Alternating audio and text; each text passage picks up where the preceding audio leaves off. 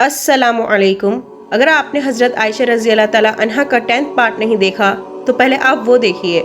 बिस्मिल्लाह। उन्होंने उनके लिए एक लंबी और खुशगवार ज़िंदगी के लिए दुआ की क्योंकि वो इस्लाम के तमाम पैरोकारों के लिए बड़ी आसानी और राहत का बाइस रही थीं। नमाज के बाद जब ऊँट रवानगी के लिए तैयार हुए तो उनमें से एक के नीचे हार मिल गया था। हिजरे के बाद 9वें साल में इस्लाम की ताकत जजीरा अरब बशतर हिस्सों में फैल चुकी थी।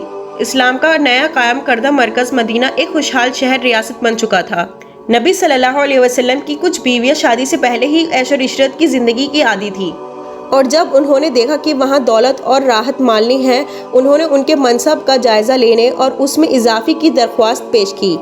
दुनियावी राहत के लिए उन बीवियों की उन ख्वाहिश ने नबी सल्लल्लाहु अलैहि वसल्लम को परेशान कर दिया।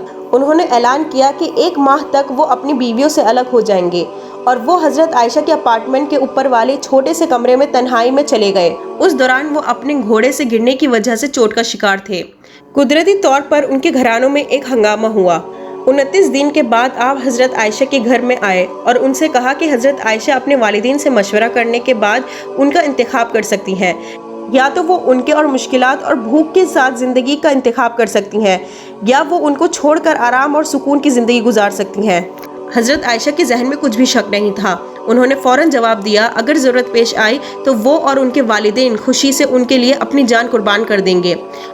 उन्होंने कहा कि उन्हें अपनी वालिदैन से मशवरा करने की कोई ज़रूरत नहीं है और वो अपनी ज़िंदगी अल्लाह के रसूल के साथ बिताना ज़्यादा बेहतर समझेंगी। एक खूबसूरत मुस्कुराहट ने उनका चेहरा रोशन कर दिया और फिर अल्लाह ने ये आयतें उतारी। ऐ नबी, अपनी बीवियों से कह दीजिए, अगर तुम दुनिया की ज़िंदगी और उसकी जीनत चाहती हो तो आओ मैं तुम्हें कुछ सामान दूं और भले तरीके से रुखसत कर दूं, और अगर तुम अल्लाह और उसके रसूल और आखिरत के घर को चाहती हो तो अल्लाह ने तुम में से नेक काम करने वालों के लिए अजर अजीम तैयार कर रखा है। आज का पार्ट यहीं ख़त्म होता है। इंशाल्लाह अगले पार्ट के साथ हम थर्सडे को दोबारा हाजिर होंगे। तब तक के लिए आप हमारे 1 पार्ट 2 पीस की पिछली वीडियो ज़रूर देखें। जज़ाकुमुल्लाहु खैरन।